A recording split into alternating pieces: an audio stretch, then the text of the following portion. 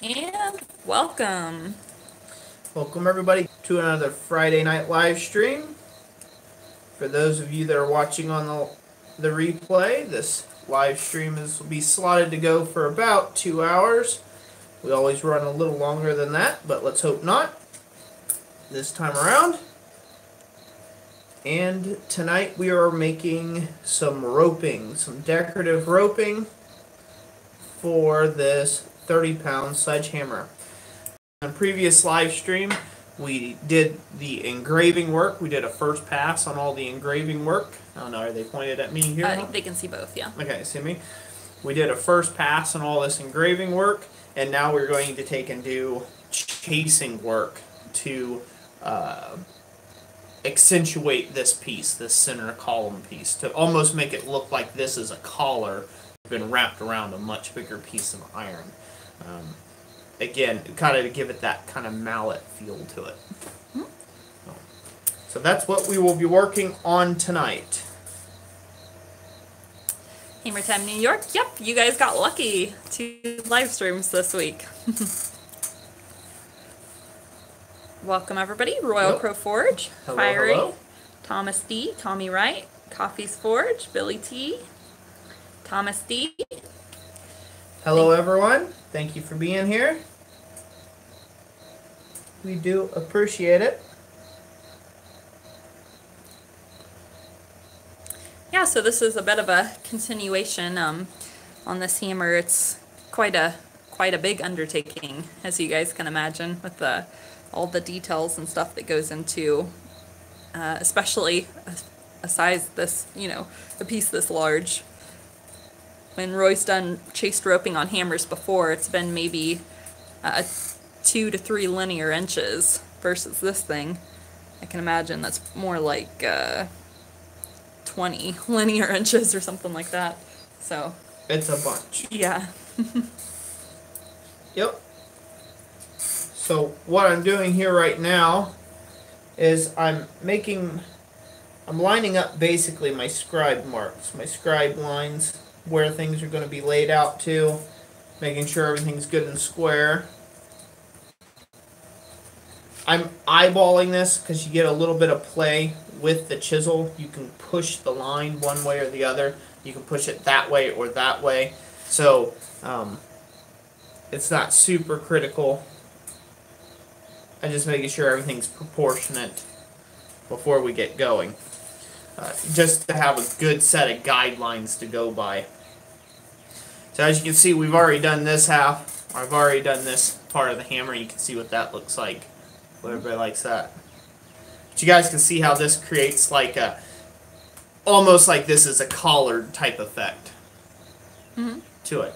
These lines, since everything was very symmetrical, everything was running, laterally or lengthwise, everything was going with or in parallel. All the lines, all the geometry lines were running parallel. Although that looked fine, it just needed something to break it up because it just looked like I engraved a round circle kind of out in the middle of nowhere land. So that's why I chose to do the roping here and make this look like a collar, because now since we have some lines going, not Vertically, yeah. the same direction that all the other lines are going, it gives it a nice break. It kind of breaks it up, and it'll tie this area here a lot better into the hammer handle itself. So that's why we're going that route. From an artistic standpoint, that's why I've chosen to do what I'm doing here. So tonight we're going to go ahead and do the roping here. We're going to do the chasing this way and on this facet to complete out that. And then if we have time, we will actually do the actual chisel work to turn this into a rope and not just a band. Yep. Alrighty. Any questions? Let me see what we got here. Richard Thomas, great learning from you. Thanks for helping me. You're very welcome. That's what this channel's all about, teaching. Hammer Time New York says, if you pickle the 30-pound hammer, will it fit in your pocket? Concerned face. Oh, don't think that'd fit in anybody's pocket unless you're like the Green Giant or the Hulk or something. For the Honor Forge says, hi, I'm applying some soft Resolene to a satchel I finished, and I'll be heading out to ship it. So much going on, yay. Well, good. Awesome, good. Glad you got some orders to work on. Good evening, Sable Wolf. Good evening. So the hammer you're using there to strike is a soft face hammer, correct? Yes. What's the weight of that? This one here is about 3 pounds, 3.5 pounds. I do that just to get the line started because it allows me to power through the piece. When I go to actually do the roping portion, I'll switch down to here to this little 1 pound hammer. Just to take and work it, and then if I feel I need to get more finessey with it, I'll drop down to an 8 ounce or a 6 ounce hammer. But that's usually for really light finishing type work.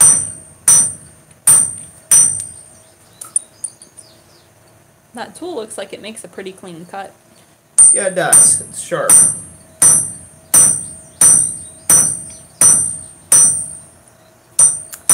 Dana Maggiore, good evening. Good evening. So, what I'm using here is a butcher tool. So I'm just using a simple straight-edged butcher. A butcher tool is anything that has a leading edge. That's exemplified in this much bigger tool. Hopefully that makes sense. So the bigger tool, this is just a smaller version of it. I'll use this to clean up any little hack marks that I got with this tool because, you know, it might leave little depressions as we go along. I'll go to the bigger tool, much like a flatter in the cut. But they're both still butcher tools. They're both basically sharpened to the same pitch, to the same angle. And I'm wanting my facets to go out. So I'm holding the butcher tool like this away from my scribed line. So this way it's pushing the material away from the center line for the roping. Good evening, Herb Page. Good evening. Your mom dropped in. She says, great job, son, and such beautiful work. Thank you, Mother. Corey Shire says that could become Paul Bunyan's rounding hammer. Yeah.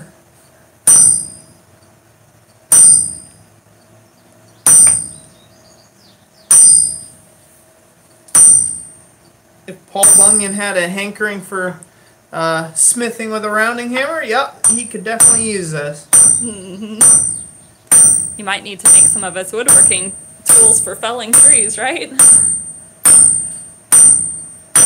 Don't give him any ideals, honey. Don't give him any ideals. Good evening, Paul Ellis.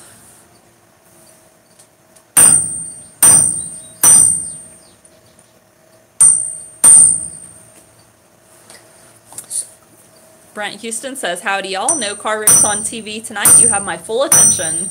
Good. Way more fun than a car race. Actually, I'm not, so I feel sorry for you.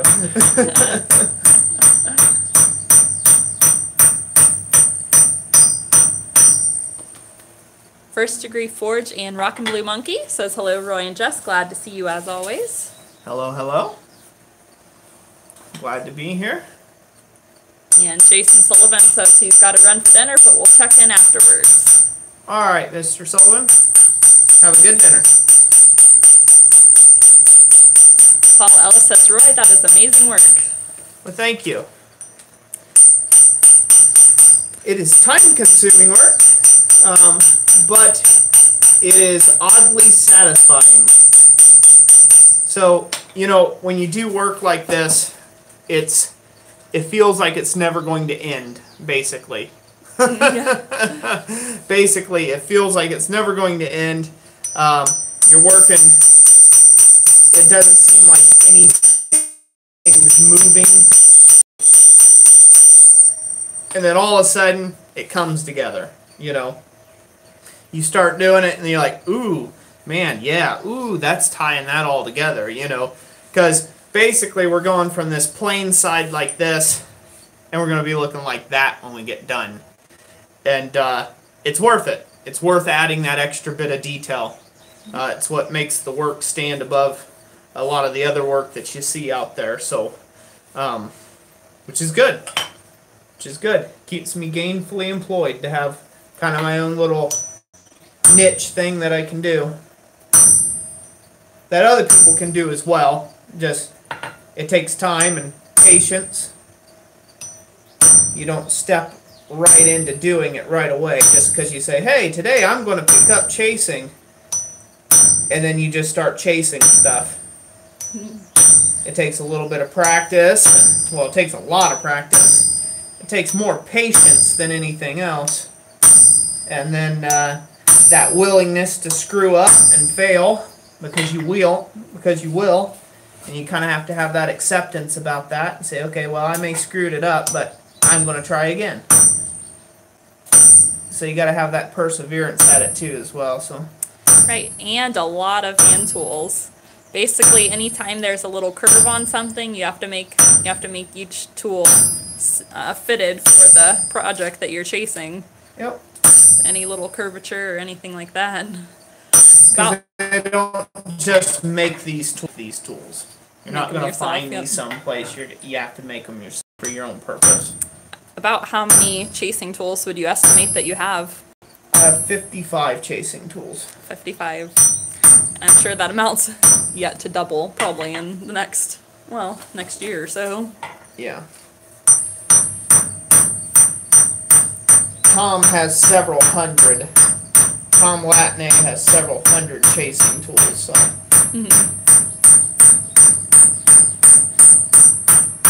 Basically, there's never an end. Yeah. Gotta have a way of organizing them, though, so you can find that one special one that you need. Corey Tyre says, don't you use a rounding hammer for horseshoes? Well, babe, the blue ox needs shoes, too. Loof, we are doing good. Thanks for joining us. Michelle Lucia says, I am so excited that you are on. I'm new here and have been hooked on your work. Awesome. I'm glad you're here. And thank you for being part of the community.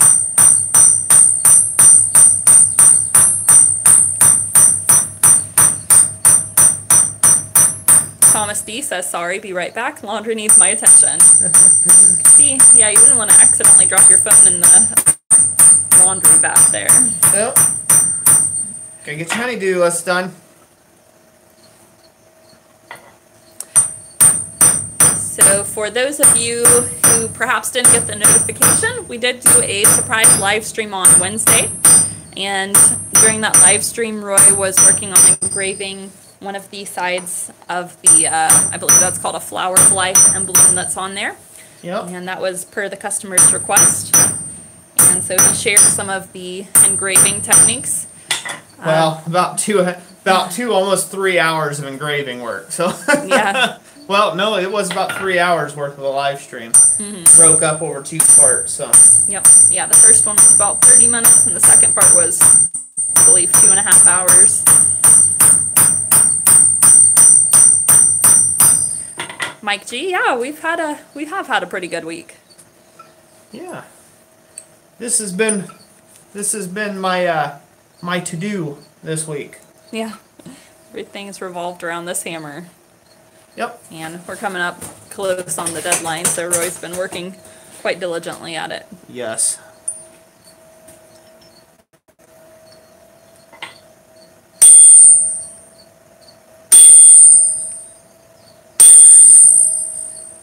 Yeah, Thomas. Back, Misty finishing a line. Yep, still working on the line. Man, you do laundry fast. 20M Carol 02 says, hope everyone has had a productive week. Thank you. Hope you've had a productive week as well. Couch Forge Company, thank you for the $25 super chat. Thank you, sir. Says, or ma'am. Sorry, I don't know. Couch Forge Company. Thank you. What's your name? By the way, says, thanks again for all the great videos. Awesome work once again. Thank you very much. Every Everybody give them a hand clap in the comment section down below for supporting the channel with that super chat. We would greatly appreciate that. Thank you. Kenneth Hack, good afternoon or evening to you as well. Paula says, thanks to YouTube, I got the notification at 3:10 a.m. Yeah, not quite the right time there for YouTube. Thomas D says, just threw it in the dryer. 20M Carol 02 says, yep, got a new D10 cat delivered this week. Awesome. And Couch Forge Company, his name is Ron, so you got it right. Ron, all right. Well, thank you, Ron. I try to keep it as entertaining as I can. And I would like to get back to doing the live streams where I do something in the live stream, a project-related thing. But that'll have to wait till I get customers done out the door. So, you know, you make hay while you can make hay. That's what I'm doing. So what I'm doing here is the metal right now is getting pushed away, but it's also puckering up here in the center. And it's creating a little bit like a fish mouth or a carp's mouth type deal. That is okay in this type of work. You can have that. You want to just make sure you don't have any thin areas of that carp's mouth. You will get that anyhow as we start planishing it over. You're going to get some of that by just trying to move the material over. And there's a little bit here residual still be able to see. But that'll get basically beat out and filed out in the long run. But you don't want to have any real sharp edges. Like right now it's pretty sharp. Because those sharp edges, what they'll do for you is as you're getting close to the end, they'll tear out. You'll get little chunks that'll flake off on you. And then, yeah, then you have a dip right in the middle of your... That would be no good. Your roping. So, yeah, and there's not really anything you can do with it at that point. If you own a TIG welder or something, you could add it. Add in a little metal. Add in a little bit of metal and then refile it down to the rest of it, maybe. But that'd be about it. So I'm just removing the sharpness off of these little burrs that are getting cut up here with this triangular file. China with my finger. Which, by the way, if you do that, you're pretty apt to get little metal shavings in your fingers. So, you know, rub them this way, not this way. It can cut you. Liam Buck, good evening. Let's see, First Degree Forge and Rock and Blue Monkey says, want you guys to know with the influence of yourselves and many others, I have decided to start my own forging and arts channel. Thank you for all you guys do for all of us. Awesome. Very welcome. 20M Carol 02 awesome to hear. Says, Roy, can I borrow that BFH to drive some bucket pins on the 395? No, I don't think the owner of this hammer that it'll be going out to would want that. Oh. But it would do it. Michelle Lucia says you do such beautiful work. Why, thank you. 20M Carol says, LOL, I tried.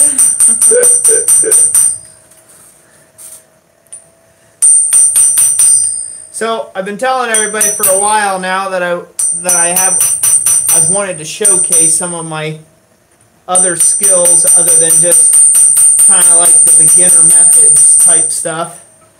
And this is me putting my money where my mouth is, or my hammer where my mouth is, or however you want to say that. So, because this is definitely not beginner work. For sure, it's up there a little bit, but it can still be done. And if you notice, I've done really with just some simple hand tools so far. So far, up to this point, I've used 3 tools. I've used a small butcher, I've used a large butcher. Hopefully, they can see this. And now I'm about to go to a little small square planishing tool.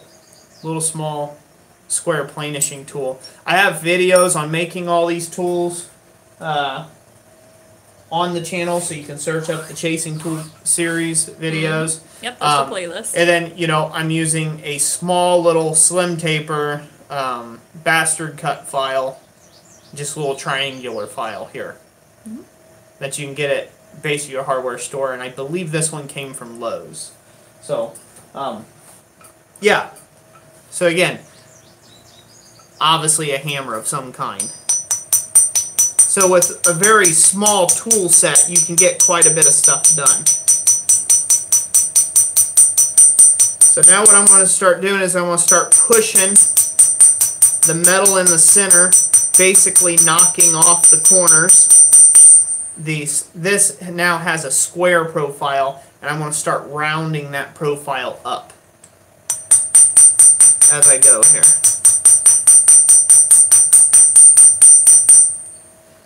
And we'll work this from both sides.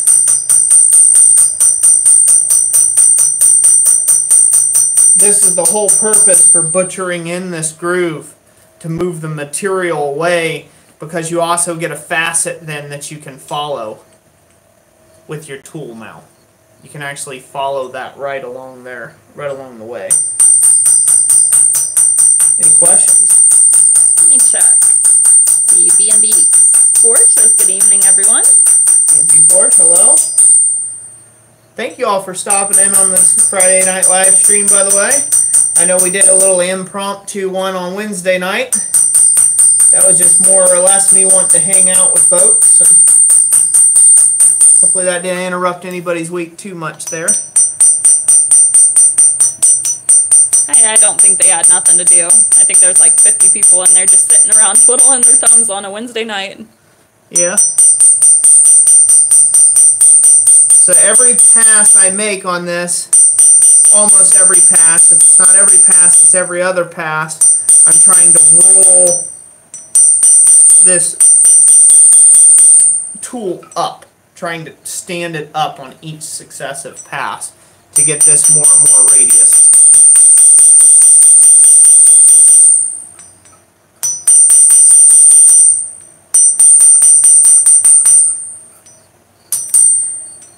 M. Carroll says, I'm trying to permit my next load through Colorado so I can go and visit Mr. Black Bear Forge.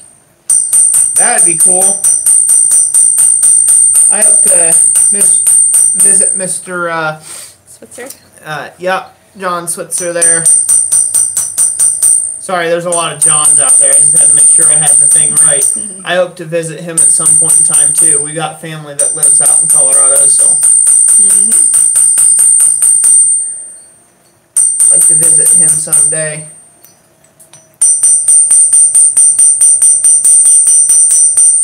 Alright.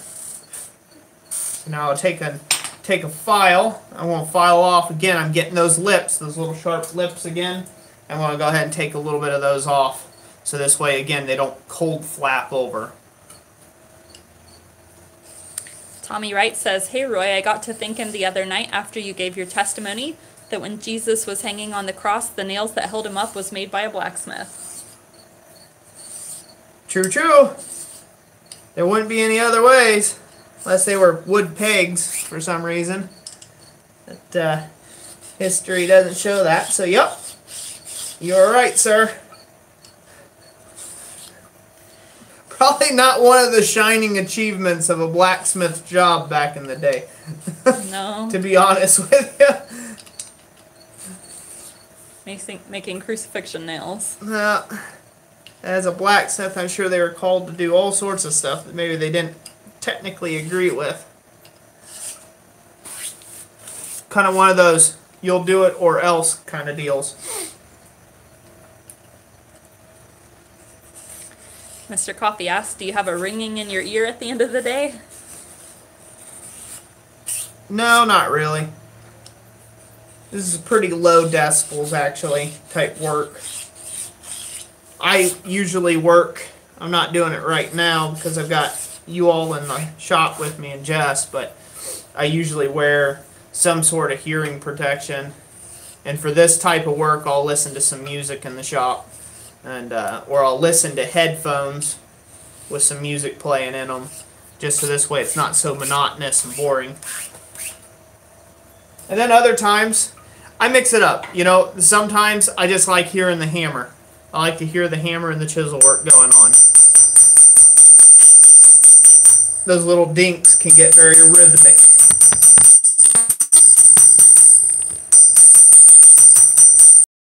Carol says, I'm glad you're back to the live streams. Got a good chuckle out of the Roy Rants video. Good, I'm glad you like those. The impromptu ones, huh? Yeah, the impromptu Roy Rants. We could all probably survive with a few less of those. Ivy Forge said, hello everyone, just came in from the forge. Good. That's as it should be. 20M Carol says, too bad I never get loads going through Ohio. We have a lot of truckers here in Ohio. It seems to be like one of the hubs for trucking. Yeah, Dayton, Columbus, and Cincinnati, so. Virgin Ironworks, hello. Alright, so we got that mostly ready. That's mostly ready to file to shape now. I've basically got that beaded over. Doesn't look like much right now at this moment in time, but once I file it to shape, it will. So now I'm going to start filing this a little bit, the triangle file. I'm wiping this on my pants opposite to the stroke of the file to try to get any loose chips or dust that might be in it out. And you'll see me do that from time to time, because whenever you have a long file cut like this, not always does the chips clear out.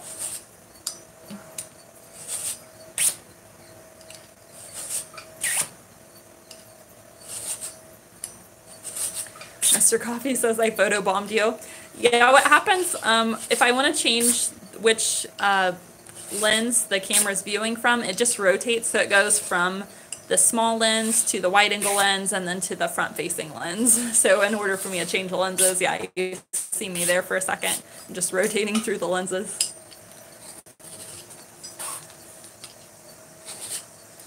Ron at Couch Forge Company, have a good evening. Hey, thanks for stopping by, Ron.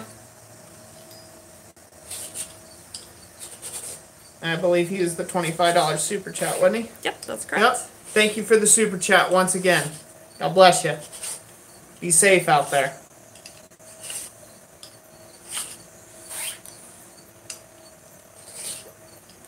Ivy Forge says, time to edit some video, but I will multitask with that in the stream. Awesome. Liam Buck, thank you for the €10 super chat. He says, can't stay, so keep up the good work. Thank you, Liam Buck. Everybody gives him a hand clap as well. Thank you for supporting the stream, sir. Herb Page says, okay, time to call it a night. Have to work some overtime tomorrow after work, so early night. Awesome work, Roy. Thank you, Herb Page. Thank you for stopping in the stream. Some of you guys are having an early night, huh? For Friday night. Well, then again, this isn't exactly the most exciting work on the face of the planet either. Yeah, so there's not fire flaming up and sparks flying everywhere. Nope. We'll get back to that type of content soon. So, whenever you're filing a long surface like this, it's important to keep the chips cleared out of your file. You do that and you'll get a good, clean, biting kind of cut every time you push on the push stroke. You'll get a good, clean, biting cut. You can feel it kind of peeling the material as it goes across the piece. And you can keep a really good, clean cut going. So it may look dumb, but it keeps it clean. Whenever you have a chip or something stick inside one of the teeth and you come across and it hits that chip, it'll raise the file and then you'll skate the file across the rest of your work. And so that's why you'll see me take a cut and I'll just take a real quick wipe with it on the pants. Did those metal shavings ever work through your pants and irritate your leg? Not really. No. These are pretty good pants. And so you just keep taking passes on this until you get it smoothed up nice and round. Now I'm starting to rock the file towards the top of the rope as I go now. So it's starting like this and it's rolling. Starting like this and then it's rolling as I go across. And what this is doing is this is allowing me to get that length rounded up.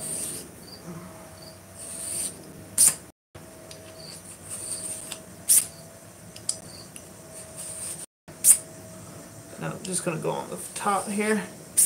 A couple passes.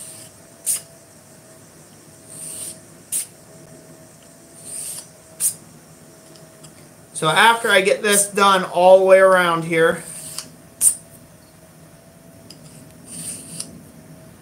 after I get this completely done all the way around this whole piece here like this, then I come back in, and that's good enough there.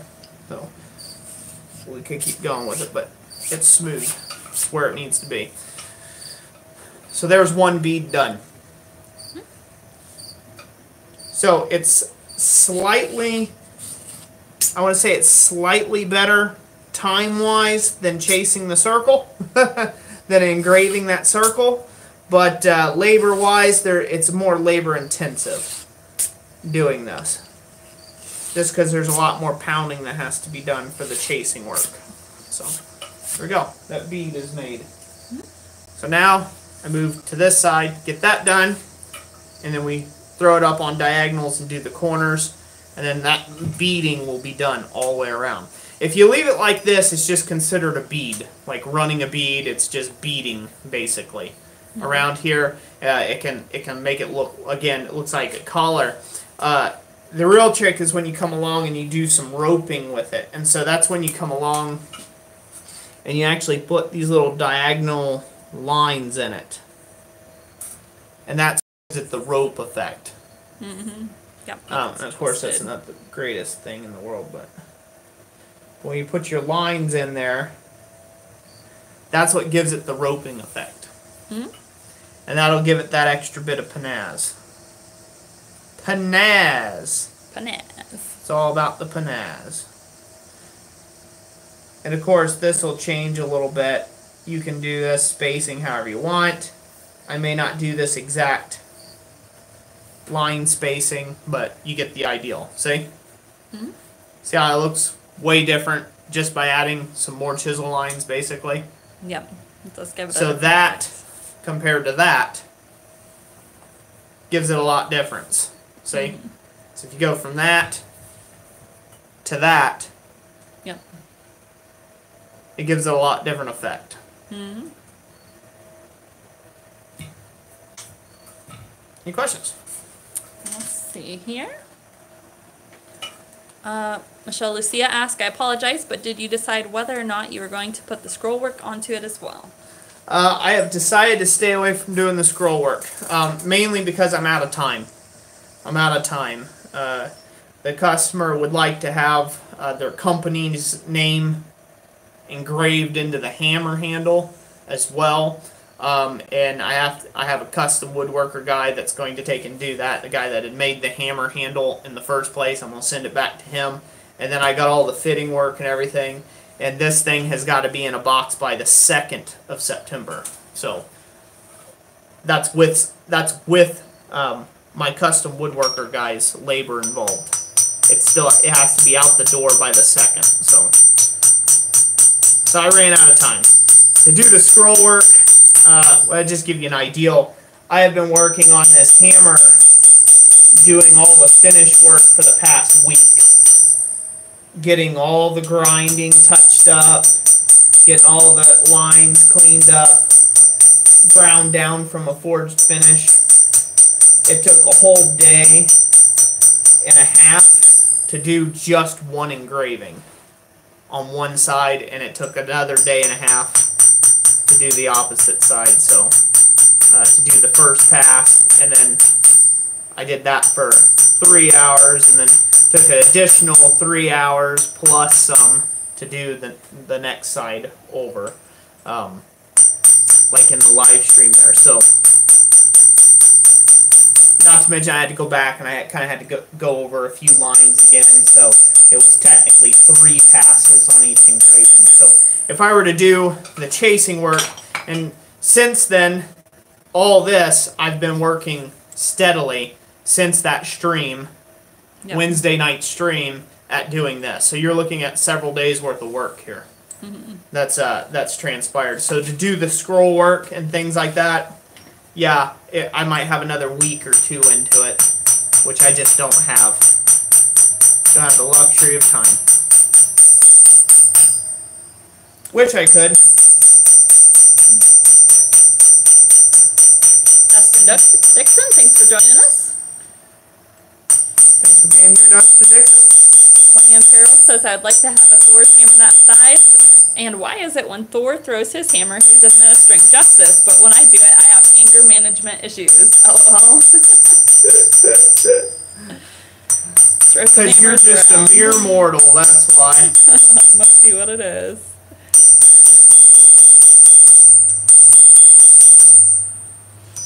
Yep, Thomas D, it is a bit of a time crunch. It's more of a time crunch than I would like. You know, unfortunately, when this order came in and I accepted the proposal, accepted the job, wanted to do it and stuff, when it came in, I really didn't have a whole lot going on. I kind of was getting busy, but it was manageable. I'm like, yeah, sure, why not? You know, I can do that. You know, I believe that timeline's fair. I can get it done by then.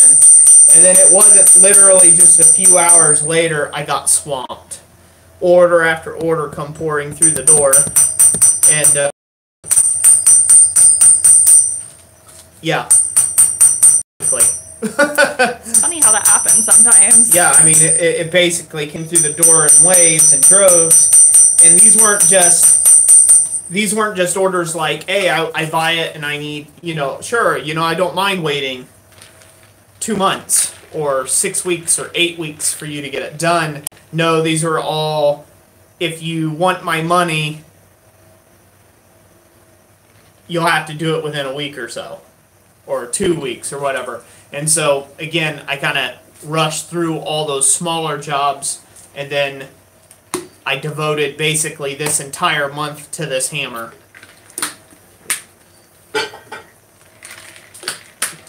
And one other really big critical deadline. And so, basically, I've been working on this hammer for a month. Yep. So it's a lot of work. Pretty much. Yeah.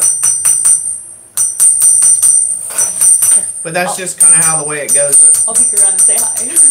I switched the camera again, and they're like, we can see you. Yep, that's right.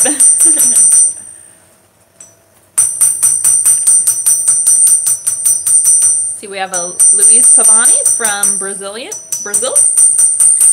Pavani, good to have you. Says water is important. Yes, it is. In this case, Roy's drinking lemonade. That it is. That it is indeed. Video bomb. Yep, that's right.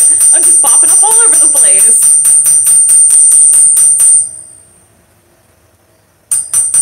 So, a lot in this type of work, it takes a lot of mental focus. That's one of the keys here. One of the keys elements. When you're trying to film it, well, then you got to remember where your hands are so you're not shielding the camera. So sorry about that, guys. Ladies and gents, I'll move my hands so you guys can see a little bit better.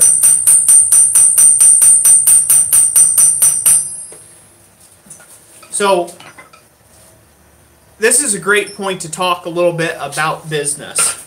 A little bit. Need to find a different place to set my leg. The bum's getting sore. Stand up and stretch for a minute. Straddling the anvil like that. So this is a great place to take a break for a second and talk about, you know, the quality of ironwork that you take and put out and you produce for a client or a customer. And, you know, we are all at different skill levels, and that's okay. You know, it takes time. It takes a lot of energy, a lot of practice to get to just even this point, and I'm nowhere as good as I need to be. You know, I mean, there's guys out there that can best me any day. at doing this type work. I do it as the job comes through the door. I'm not playing at it. It's not a practice. It's not a hobby for me. This is a business. So I only really work on things that produce profit, usually in the shop. Now that can be a bit of a holdback when you're selling your work. But it is important to try to go that above and beyond step for your customer. This roping wasn't talked about. I didn't have to do it at all. I could have just left it as that simple engraving in the center, and then that would be it. So this is me going above and beyond. One, for my own personal artistic style, if you will. Satisfaction. You know, my own satisfaction kind of thing. So that's what this is for me. So I'm undertaking this extra process here. Once again, none of this was discussed, but the customer is very pleased with it, and that I've chose to go this route with the hammer. And so when you're offering your work, when you're offering up things that you make, you need to put that focus on, you know, what would you like to take and see come out of it. And sometimes it requires you giving a little extra. It requires you to give a little extra in order to be able to be artistically satisfied. And then, you know, you got to get that approved, or kind of, you know, talk that out with your client, you know, if you're doing this as a business. And that way, it just doesn't, you don't become a machine. You don't get lost, so to speak. You know, your skills, basically, all I do is beat out butter knives. You know, that's all I do, is beat out butter knives. You know, and yeah, you can work 16 hours a day beating out butter knives, but do you feel fulfilled? You know, do you walk away at the end of the day and do you feel accomplished at something? And if you feel accomplished at the work that you do, then you can sit and do 12 hours. And when you go in for the day, you feel good. You feel good about yourself. You know, you feel like you really accomplished something. And so, you know, I like to encourage you out there that, you know, don't simply settle for just good enough. You know, like, well, this is all they paid me for, so that's what they get. Because I could have this on a handle by now, basically, had I not chose to do the roping. But I added 2 more days of labor cost, 2.5 days more of labor cost on my time, just because it's simply going to look better. It's going to look better than plain. Mm-hmm. Even though it wasn't discussed, it's going to look better. And so I chose to go that route. And so, you know, again, be thinking of what kind of extras you can reasonably put on. Now, there's a limit to that. There is a limit to that. You know, there's certain pieces that I call portfolio pieces that go out, and you don't get paid for not even... In fact, it's almost like you're paying the customer to take the job from you, basically, at the point in which you've got hours into it. You've learned a whole lot. You've created something that's really beautiful. They're shocked because they were expecting something simple, and you gave them something elaborate and crazy, and they're happy, and they know that they got value from that, quite a bit of value from you, and then you can take and showcase that to other clients and ask for more money at that point. If all you do is make simple bottle openers, and all your clients, all they get ever are simple bottle openers, how do you expect to charge more for your simple bottle opener? You have to be able to add variations and variants and things like that, and stylings. And you can only do that if you do a little bit of experimentation from time to time on a job. But you can go too far with that to where you're giving away too much of your time and energy for free, and then you're the one that's suffering. You can't keep the lights on in your shop because you're spending too much time on each job. So it's a fine line in business to skate of what is good enough, and things like that.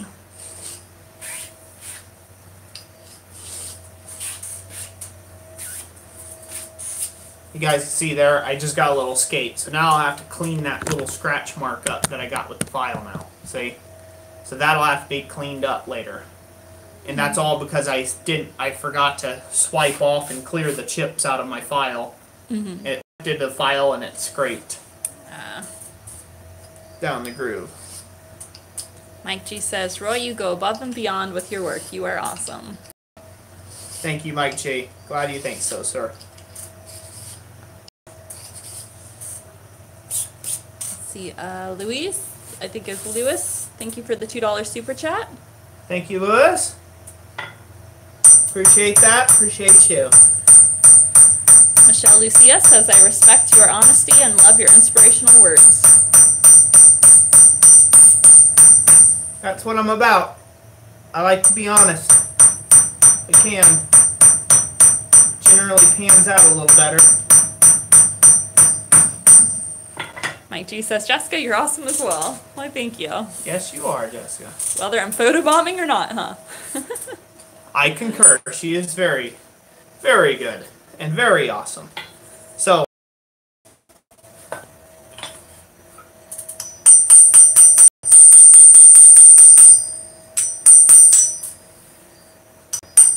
yeah, ultimately in business, you just have to think about the person on the other side of the fence, your customer.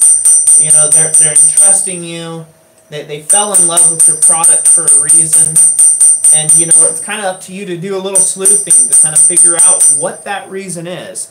You know, why is this customer, out of the thousands of options they could have chose, why did they come to you? You know, and, you know, that's good information to know in the future, you know. You got to know why people are soliciting you for business versus all the other options out there. Yeah, we talked about this quite a bit on our business videos where we were talking about having a niche. It could be a wide variety of things. Sometimes it even just comes down to what material you're forging. You know, you could forge something out there that's very few smiths forge. You're in the smaller percentile, like silica bronze or something like that. You know, there's a lot of different ways you can set yourself apart.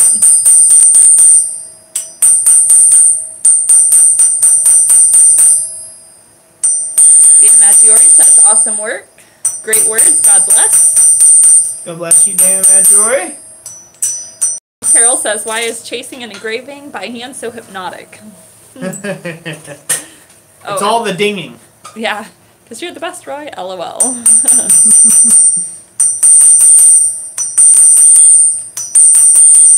See, Louis Pavani asked if you make axes too. No, I do not. I have made a few, but it's not really my forte. So, they're kind of like a whole sub thing to get into. Just getting into the geometry and everything. It's kind of like knife work. I mean, I can make something that'll chop, ultimately, but will it be the best designed or made axe ever? Probably not. Well, not to the degree that it would have to be for me to make them professionally.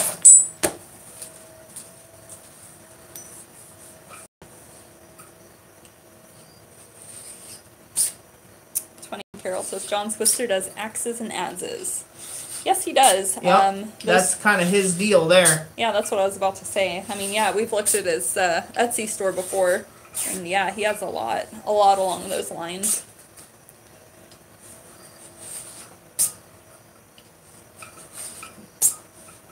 Island Metal Forge says, just forged the first Moabo on the new Fisher. Lots of fun. Moabo? Moabo. Don't know what that is.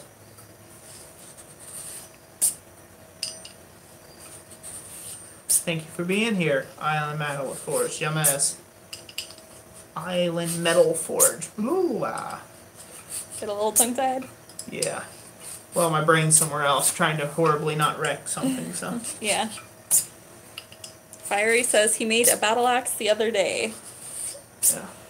Cool. Yeah, so when I was in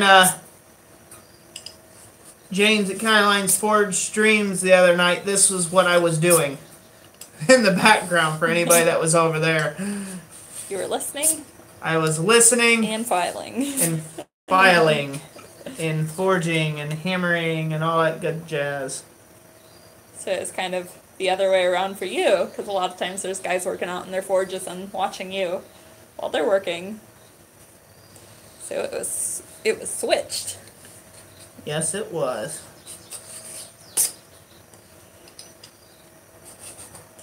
Tony M. Carroll says the battle axe is awesome. I'm buying an axe from him for my birthday present. It's the best kind, right? You pick exactly what you want. Thomas Dowding Watchtower, hello to you too. Better watch it, we're gonna have all the Thomases in here again. Be Thomas, Thomas, and Thomas, and Thomas, Thomas, and Thomas. Mix a little bit of Thomas.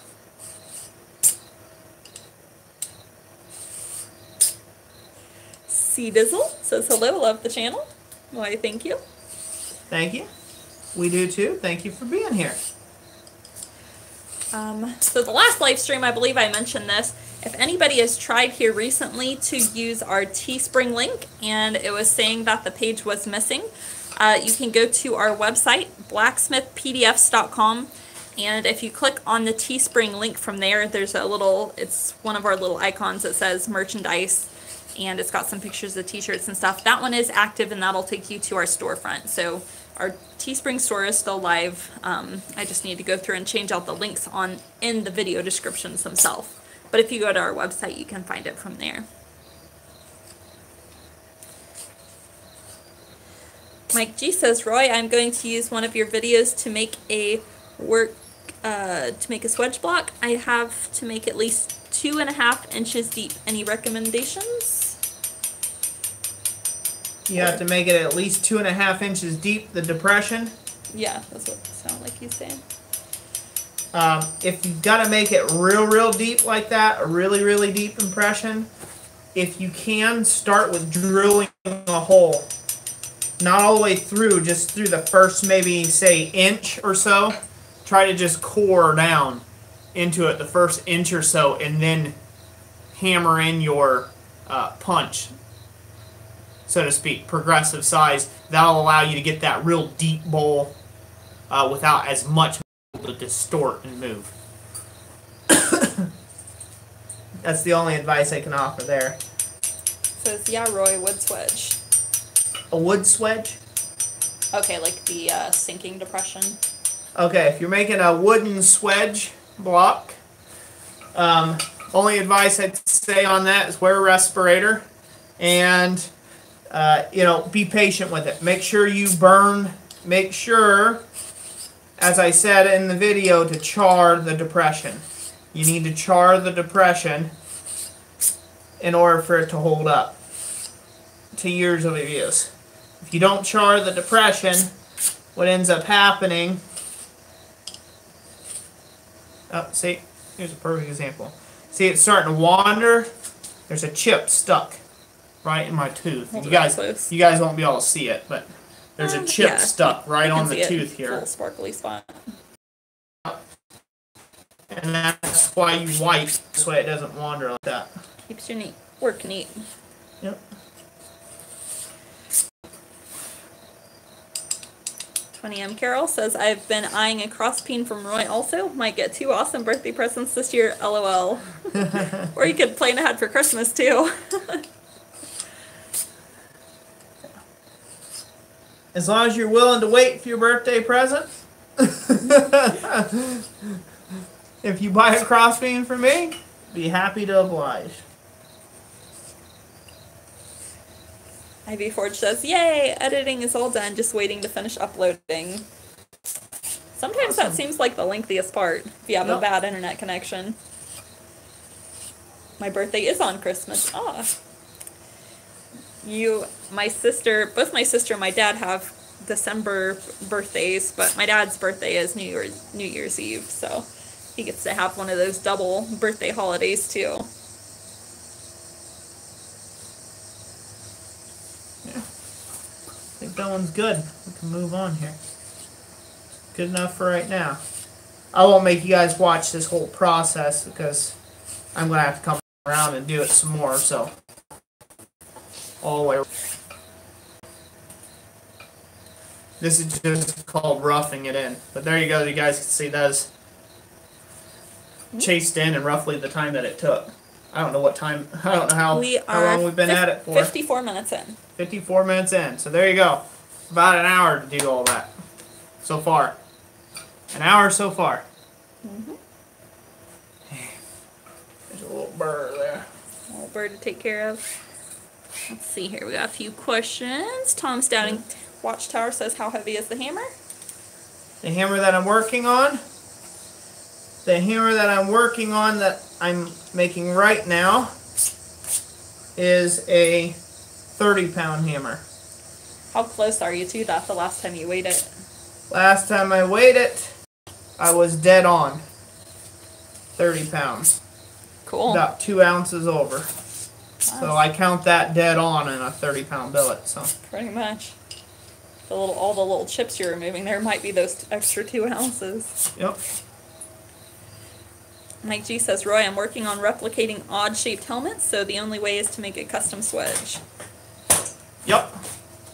Oh, I gotta stand up for a second. Go stretch.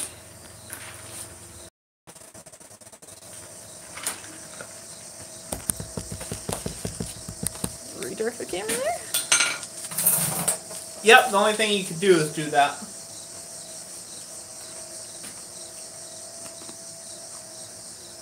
I make custom tools for jobs all the time.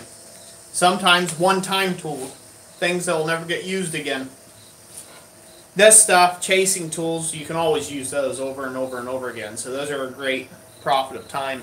But there's been other tools that I make for a one-time deal and I'll probably never use them again. Like these. I made these tongs just for this hammer. I don't know if I'll ever use those for anything again. They'll hang around in the shop, not going to throw them away. Those big pickup tongs. You have the other half of the billet. Same thing, right? Yeah. That'll be done with something with them. If somebody wanted to pay me a lot of money again, I would make them a 30-pound sledgehammer. Although I would be crazy to do so. But now you know what it takes. Guy I am. Things like this, you know, I mean, there's different power hammer tools that I made for big holes, slot punching and stuff. That right there I'll probably use again. And I can punch hammer eyes and some different things with it, although it moves a lot of material. I can do stuff like that. I made those tools up. I might never use them again. This here was a spacer so I could mark out the center punched hole. For the Honor Forge says, Roy, how do you prevent your shop from becoming a museum of one-time use tools? That comes down to the design of the tool. You have to design the tool if you can. If you have the time, design the tool to be a multi-function tool. Something that you can use on other projects. There's just certain things that you can't get around. And then you throw them away.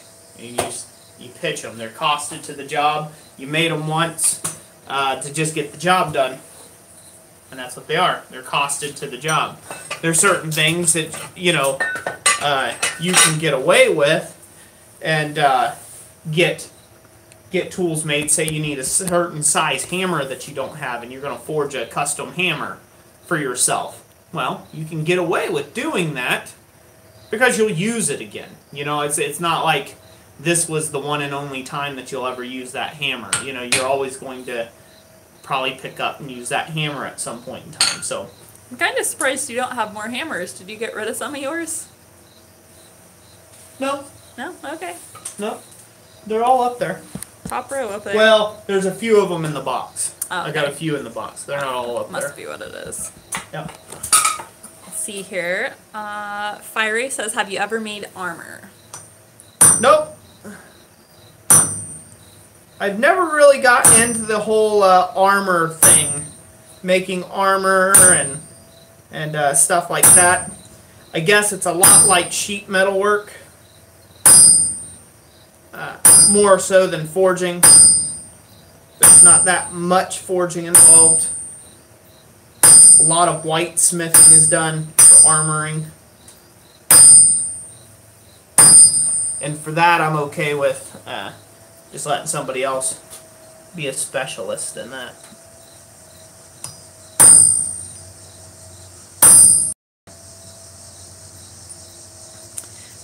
Griffin says, just looking at the time and detail you're putting in on this, I can't begin to think about how much a hammer like this would cost.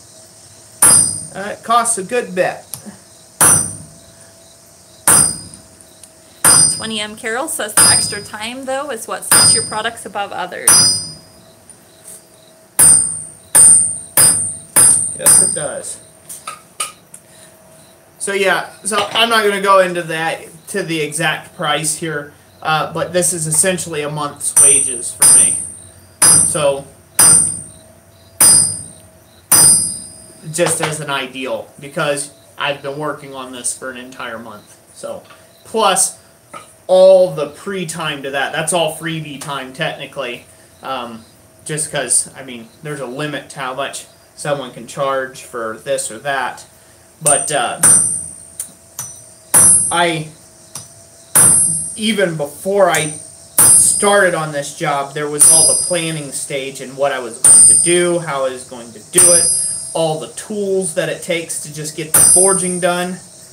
And I actually completed the forging for this hammer last month. So it wasn't even this month. This month has been spent getting this hammer cleaned up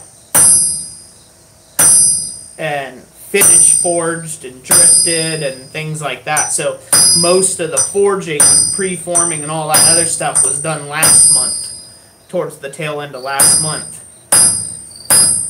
with a really long day at a friend's house on a 250-pound little giant power hammer to just forge this. So arranging that and all that other stuff, it just adds up. That's where the cost comes in, and it adds up. I get asked all the time, how do you figure your prices and things like that? Basically, I figure them from experience. I know how much this stuff takes out of me as far as time-wise, usually, to do. So somebody can say, hey, you know, how long will it take you to make a spoon, right? And I know from experience, because I've made spoons before, I know from experience how long it'll take me to make a spoon. But I would, in my earlier days of doing this as a profession, I always had I had a problem with guesstimating my time, if you will, because I would always shoot too low. I'm like, oh, well, that should only take me, 2 hours, and so I'd charge 2 hours of labor to a job, and then it ended up taking me 15 hours later. I finally got that job done and completed. You can ask Jess. Oh yeah, one's coming to mind right now. The knife display tree you made. Yeah. That one, I believe you quoted 10 hours at $25 an hour. Yeah, and I spent 2 months working on it. Yeah. A lot longer than that, so yeah. I lost money on that one. Griffin says, so last month you were the blacksmith, this month you're the artist. The metal is your canvas. Exactly.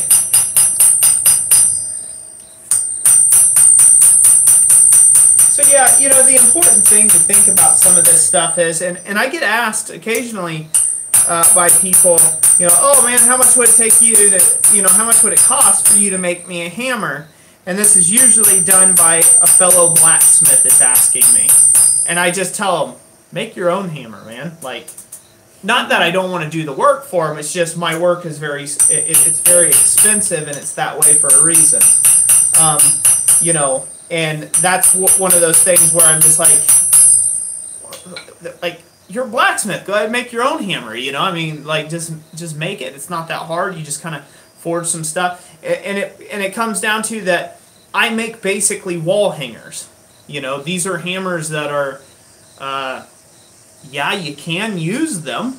Used with caution. But, they're pretty, and they're pretty expensive to just go whacking around on a chisel with, like, oh, I'm going to take this super pretty hammer, and I'm just going to whale the snot out of this driving chisel. Like, again, I can't see it. I couldn't do it myself. I couldn't pull the trigger to do it. When I package these things, I package them like I'm packaging a child, because it's like, it's my baby, man. It's like, I'm going to, protect it at all costs. Don't package your children out there, people. Don't package your children. But, Give it a nice comfy bed. Yeah. But this is, again, that's me though. Somebody might take this hammer right out and go whale nails, you know, railroad spike nails down into a piece of track with this thing for all I know. But, you know, again, I hope not. But that's not really my choice. That's whoever bought the hammer's choice is. So, yeah, these things are fairly costly. And, you know, for like the working man, you know, somebody's just trying to get into the hobby and just do it as a hobby type thing, my hammers are not the right hammers for you. I'll be quite honest with you. You know, they're too expensive for just getting into the hobby of blacksmithing. Now, if you want a piece made by me because you just like me and you just want a piece of my ironwork, like, for instance, I have no need in a custom hand-forged lock, right? I can make my own custom hand-forged lock, but I would buy one of Tom Latney's custom hand-forged locks. Why? Because it's Tom Latney. It's, you know, man, he's just, I would love to own a piece of American history, so to speak, right? So it's kind of like if you get a chance to own some of Samuel Yellin's work, or, now my brain's going to skip me. Yeah, just like Samuel Yellin's work. If you get a chance to own a gate by Samuel Yellin, whether you need the gate or not, those things hold more value just because they have a, I don't know, a bit of, I don't even know what you call that to them. Almost like a sentimental value. Yeah, more of a sentimental value. They have a value beyond just what the item is or what it can do. But, you know, if you want to get just a regular forging hammer, you know, and you're just trying to get into it to get stuff done, just to hammer some stuff, I've still got my original 3-pound Harbor Freight hammer sitting up there on the shelf, and I do use it from time to time. So, still even at this point in my life, and career, I still use a Harbor Freight hammer from time to time. So, but if you want to get a hammer from me, just know that it'll be a functional hammer. It's just, it's not competitive by no means in pricing. Because it was never designed to be. It was never designed to be. And I like to take artistic liberty. Again, so I can do things like this. Versus, okay, make me a duck. Okay, I'll make you a duck. And you get a duck. No, I want a duck with, like, tribal tattoos.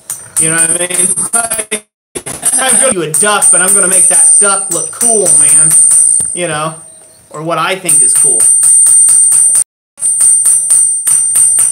Rock Mike says you should write your own dictionary. LOL. Call it Royisms. Yeah. Roy's Book of Royisms. 20M Carol That'll says, be a hot seller. Go ahead. 20M Carol. Granddad's Forge. Check me up, Roy. Whack me. Okay. 20M Carol says, nothing wrong with Harbor Freight hammer. It's what I used. I learned from you, Roy. LOL. Good. Oh. JK Canvas, welcome. JK Canvas, good to have you in the house. For the Honor Forge says, oh, I just learned your technique of cleaning files as you work. I've got to practice that. Yep. It stops all the skating around. It stops you from breaking and rolling over teeth of the file. It keeps your file sharp and tuned up.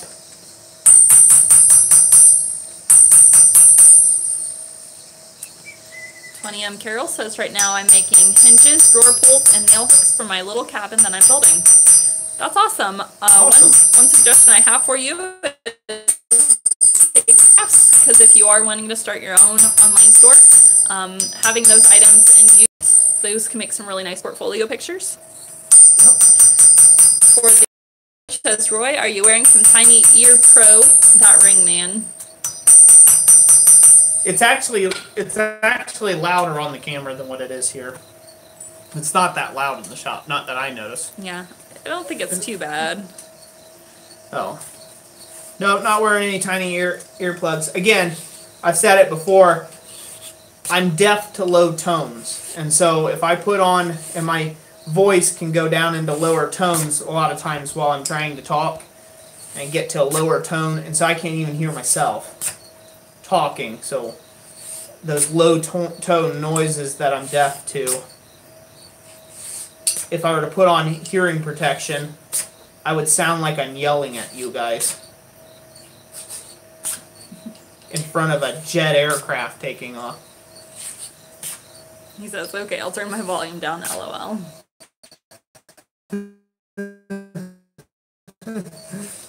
Geez, lucky for our baby girl. Man, does she go through diapers. Yeah. Congratulations, brother. We use generic diapers, and it's about $50 a month in diapers. And that continued until that continued from 8 years ago till about... Until they decide to stop pooping in diapers. That's how that works. Oh, man. Just get prepared to see your money go down the hole. Go down. Benjamin Franklin go down the hole. All the time, brother. And they grow fast, so you're constantly buying new clothes. Yeah, so don't bulk up on diapers. Don't make the mistake and think you're going to get cute and buy a bunch of diapers on sale. Because about the time you do that, the little boogers grow. And they grow out of that size diaper. And so here you got a whole bunch of diapers stuck. Although he could save it for his next one. Yeah, there you go. We presume much. We do. That's what we did. We just stashed all our extra gear from our first one.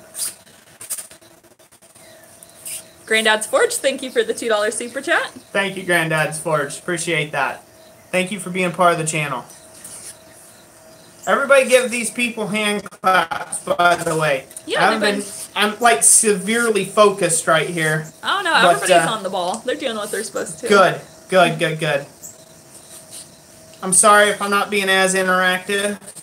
If you guys have questions, shoot them up to Jess, say hashtag Roy or something.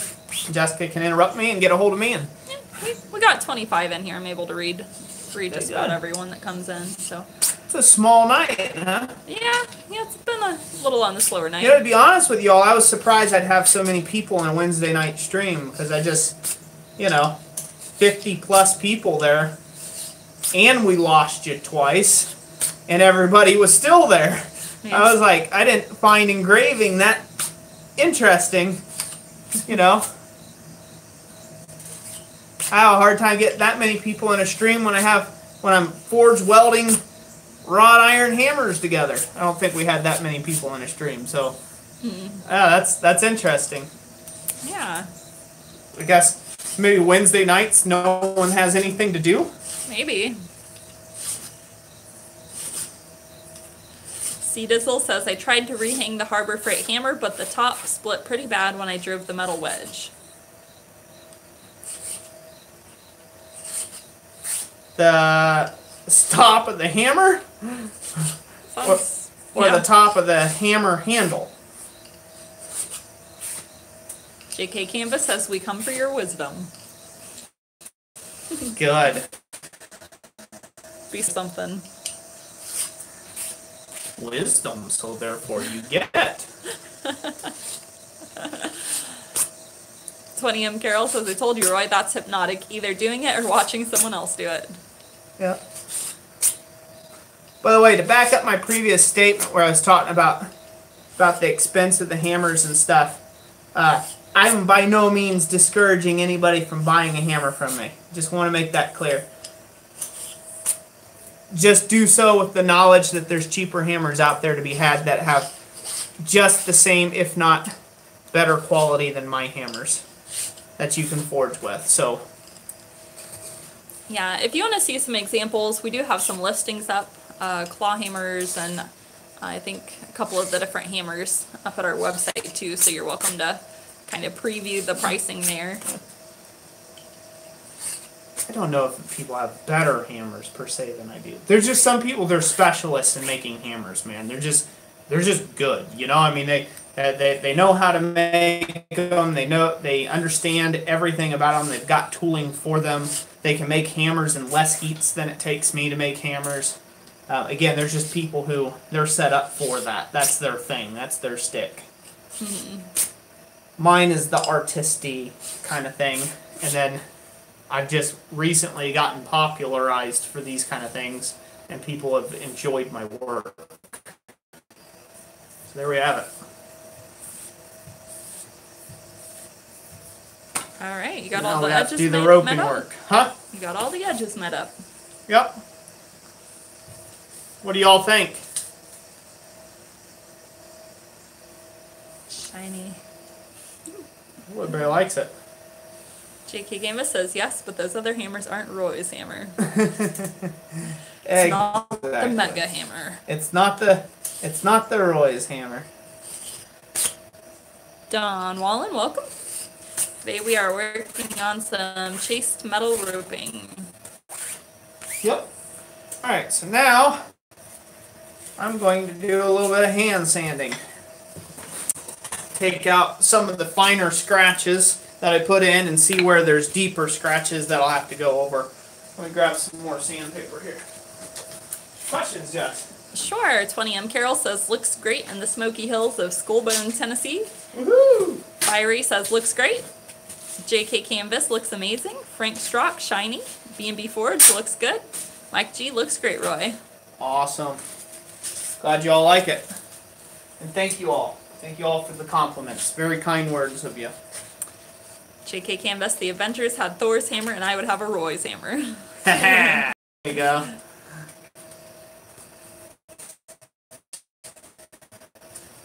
Popular thing. That's kind of a popular niche, kind of movie magic thing. People are really into the whole Thor thing.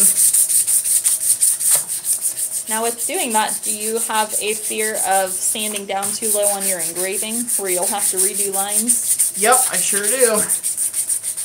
And if I have to sand down and it starts looking too thin, then I'll have to come back up through and touch up the engraving.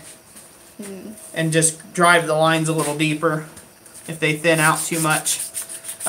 Really, what would have been smart or would have been more behoo of me would have been to do the chasing work long before I did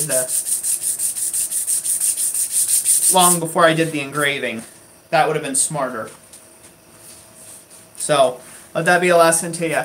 Do the chasing work first. Yeah, because the engraving doesn't really require any, right? You don't really get burrs from that. No, really. You basically sand it down in time after you're done to just make sure you got everything to the same height, and then you're done. So. JK Canvas says, can you use a finer grip? Yes. You can go as fine a grit as you like on this. I'm going for a 240 grit finish. You could go 400 grit or better. Just takes you longer to sand stuff out. Frank Strock says, Roy's hammer equal better hammer. Thank you, Frank. Jonathan Pittman says, that started as a 37-pound, correct? So did you lose that weight just in forging? Yep, forging and grinding. Forging, grinding. If I would have done like a if I would have done a heat treat on this, I could have lost a little more too. Would have done like a heavy, like a regular heat treat. Again, I left this hammer on the softer side of things, so you could have lost a lot more material had you done it that way. Go. I think that's cleaned up pretty good. What do you think, huh? Yeah, I think so. Okay. Still a few areas that are deep that I'll have to clean up. There. What do y'all think? CW Shire, the final weight's going to be 30 pounds. Yep. JK Canvas says, yes, but it won't take as much off with a finer grit. As a corrosion specialist on aircraft, we use 320 and higher. Okay, cool.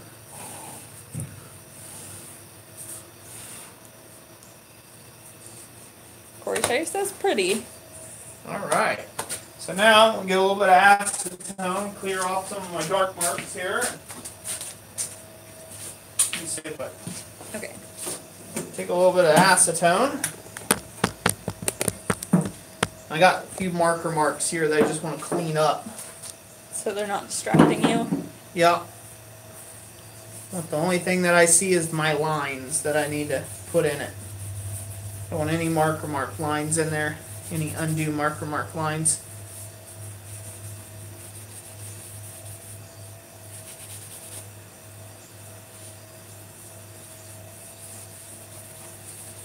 Just get this good and cleaned up.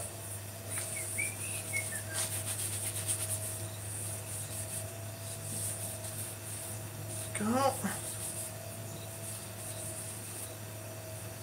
Good. Good. Good. Dana Maggiore, have a great night. Thank you for being here. Have a great evening, sir. 20M Carol ask, how big is your shop? It is a 12 by 20 building. Looks That's the outside footprint. It's 12 foot by 20 foot. Not very big at all. All right, now we're going to shift to a different tool. We'll go over here in my toolbox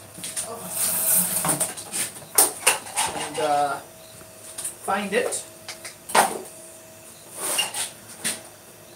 And we're going to make the beading. Is that where you keep all your chasing tools? Yep. Shift to a little smaller hammer. Dumb questions. Keep rolling. Seem to see if you guys have any other questions for Roy. It's like we are an hour and 22 minutes in. We've got 20 people in attendance. 30 thumbs up. Awesome. C.W. Shire and Corey Shire, the same guy, yeah. Okay, just two different accounts. I thought so. I didn't figure there was two different Shires. Well, two different people. I'm sure, well, there probably is, but we haven't seen any other on this channel yet. So. Are there a bunch of Shires out there? As far as I know, Corey Shire's the only one we've known. The only Shire, huh? This, I think. Paul's Garage, welcome. It's too wide. As you'll currently notice, Roy's on the left hand of the screen digging through his blue toolbox. Yep. Yeah, I think this thing's got it flipped somehow. I don't know how this thing keeps flipping stuff, but oh well. So now I'm going to start chasing in my roping, the actual roped lines, if you will. So this is going to take a couple different tools, but one of the things you want to choose is the proper tool for the job. So I've got a little tiny tool here, a small little say chisel, tiny little chisel here, and then I got a much broader chisel. If I were to use this big broad chisel and try to come in here and put in lines, it could be okay, but I'd have to make my lines more parallel with the plane. As where this, I can make more horizontal in the plane of the lines. I get more room, so to speak, to move this small chisel in the directions that I want to chisel. Versus this, I'm kind of locked in to a certain path that I can take with the chisel all the way through. That may or may not be what you want. Also, there's also a little tiny, much tinier planishing tool. I'll use this a little later on in the work to give the lines, instead of me chiseling down and just leaving it a straight line, this will allow me to round those over to give it the effect of like a round cord being wrapped around, like a rope, so to speak. So we won't need this chisel. That goes back in the box. But these are the two next tools that I'll be using for the next 2 days straight. So. Keep them handy. Yep. So you're done with these other 4 over here, right? Yeah, these other 4 I'm basically done with, unless I have to come back and true something up. But now, here comes the trick of, you can do this by eye, you can get a pin, you can get a scratch awl, you can do a lot of different stuff, try to lay these out exact if you can. You know, you can wing it, but that can lead to things getting uneven, if you will. So a lot easier method is to take and measure out each one of your lines per se and get them set up. So, you know, come in and measure off each point and just keep coming down the piece like that. And just giving it a scribe and seeing if you like it. A couple ways you can do that. You can leave it white. You can leave it white like this, or you can darken out the bead that you're working on. Okay? It just depends on what you want to do, what your eyes can take to see. And so I'll darken that out. And now I can scribe lines on that bead. And it gives me a focus point to reference. Versus if it's just white like here, it's all shiny steel, sometimes it's hard to see where you're going with things. So if you just come along here and you paint the bead with a little bit of magic marker, it'll help you be able to scribe out these lines a little easier and keep everything nice and even.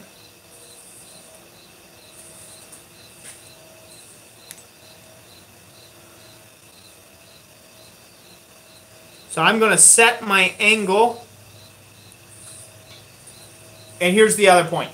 You can make this rope go this way, or you can make the diagonals. So you make your diagonals run like this, top or bottom of the hammer, or you make them run like this, top or bottom of the hammer. Or the same direction. Or the same direction. They look a little weird if you go both the same direction, basically. So I like to run them opposites of each other. Either way, it doesn't matter, especially because this being a rounding hammer, you can kind of get away with either direction. Just got to figure out which one was my bottom again, which way was bottom.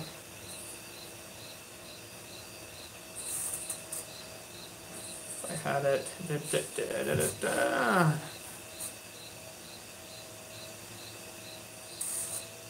Yeah, I believe this is the bottom.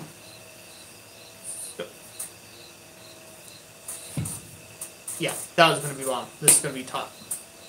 Yes. Yes, that's what it is.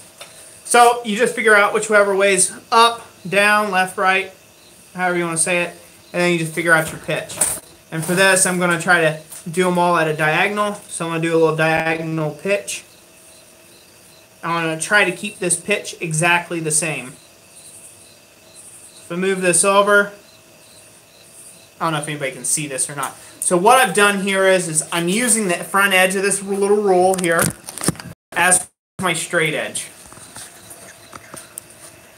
Get it close up. So I'm using the front edge of my rule here as I'm locking it in kind of on this corner here, and I'm scribing across at roughly, I don't even know, it's probably close to a 45-degree angle. And then I'm moving it up, and I got my point for the next scribe mark, which is right here. I'm doing 1/4 inch lines. So now I can come in here and I can scribe this at roughly a 45-degree angle. And that'll keep all my lines exactly the same. See? Mm-hmm. Yep. Make sense? So if I match up with this scribe line, and then I slide it over, I go back to the 1/4 inch mark, give myself a little mark to match up with, line this corner up on that leading edge, and I go again. Does that make sense? It does. And that's how you make all your spacing exactly the same. on a diagonal. Gotcha.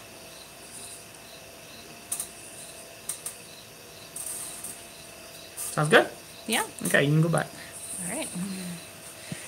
Put the shaky cam away. Yep. I probably couldn't see anything anyhow. No, it's focusing really good. Okay.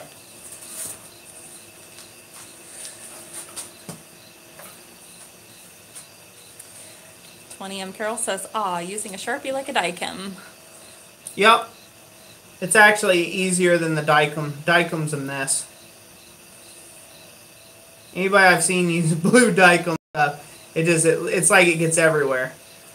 Blue ink everywhere. Yeah. Like an ink pen exploded. For me, that's just a bit more mess than I can have in my shop.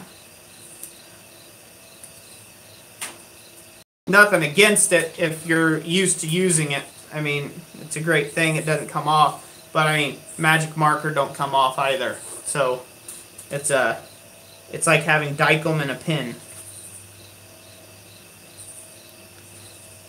20M Carol says, clearer than the Mississippi. Cockatoo Birdman Bill had asked, why not use a concave chisel? You can, and in fact, that would be Tom Latney's preferred method.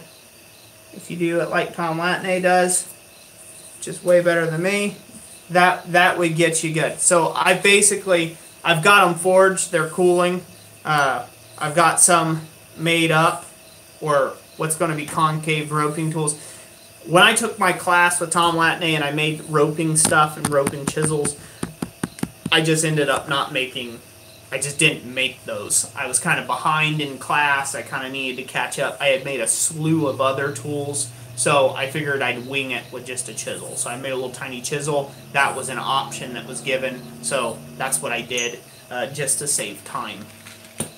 Making a concave chisel and having to do two things. Granted, it would be good for having that in this as well. It would give you that way you could turn it and get the right pitch. Because that's something Tom Latney teaches.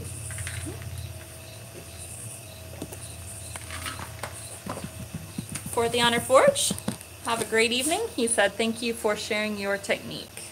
Very welcome for the Honor Forge. Thank you for being here. Jason Sullivan, welcome back from dinner. Hope it was a good Yes, yes. Fiery, thanks for joining us as well, and have a good night. Thank you all for being here. Everyone's stuck around this far. I just wanted to show this one layout lines, and then I was going to come down through this and show you guys this, and that's probably going to be it for the evening, I imagine. Okay. Just so this way I'll get back at it. Rest up and start afresh tomorrow. Yeah. So I'm getting down into the fine finessey work now. Yeah, just got to give it time. Yeah. And it takes time, you know.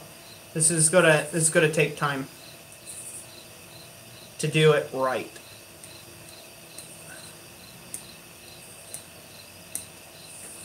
There we go. So yeah, so now I've got that roping basically lined out there. Everybody can see. So now I've got that lined out. You see the spacing's all equal. Mm-hmm. Now I'll show you what that looks like with the chisel work. Okay. Yeah.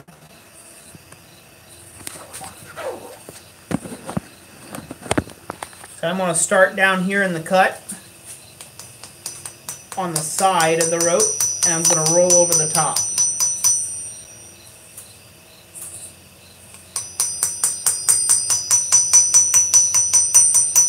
And just like with any sort of engraving work or anything like that, you're going to make multiple passes at this for the cut. Just deepening this fuller groove.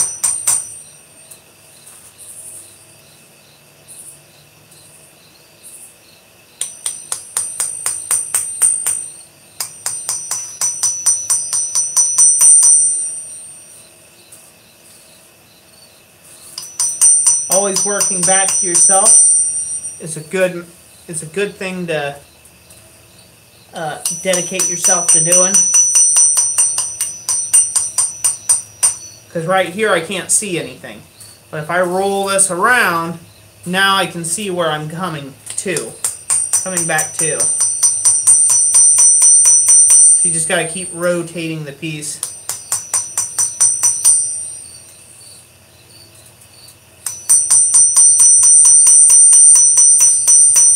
Be careful you don't get too careless with your chisel work here.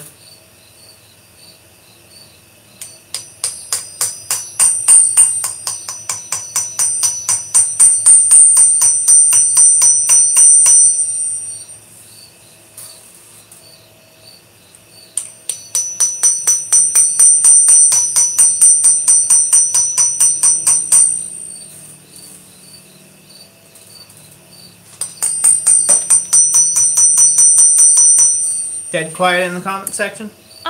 Let's see. We had a Garrett Ellis drop in. Yes, Garrett, this is a 30-pound sledgehammer. And he asked, does anybody know what you need a 30-pound sledgehammer for?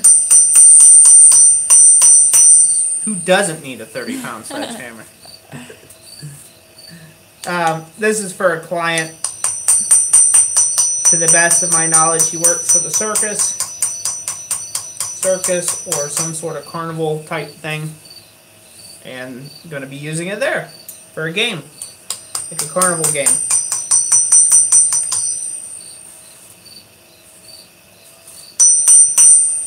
Jason Sullivan, yep, just to say you have one, LOL.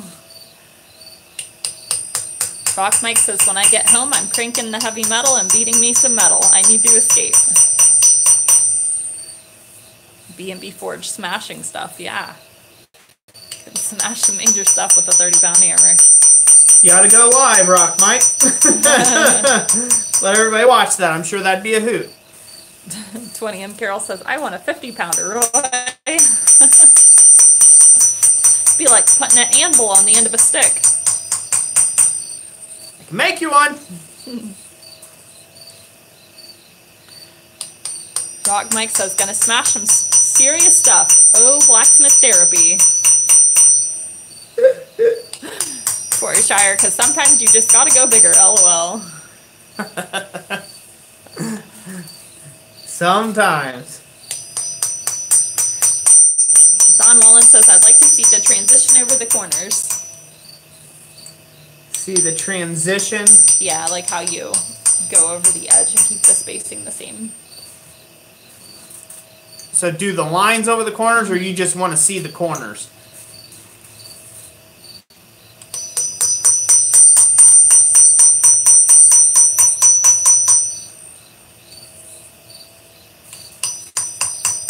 Funny M. Carol, if all else fails, get a bigger hammer. Rock Mike says, I want to post a video of my bench top power hammer you inspired me to make. Awesome. Love to see that. Paul's Garage says, I would like the muscles required to swing an anvil on the end of a stick. You and me both, brother. But right now, at the age of 30, I don't think that's going to happen for me. Don Wallen says, lines over the corners. Lines over the corners. Okay, so the way that you go and you transition over the corners with the lines is, again, you're going to keep the same spacing. So you're going to keep the same thing, but you're starting it. That's why you started it from up here.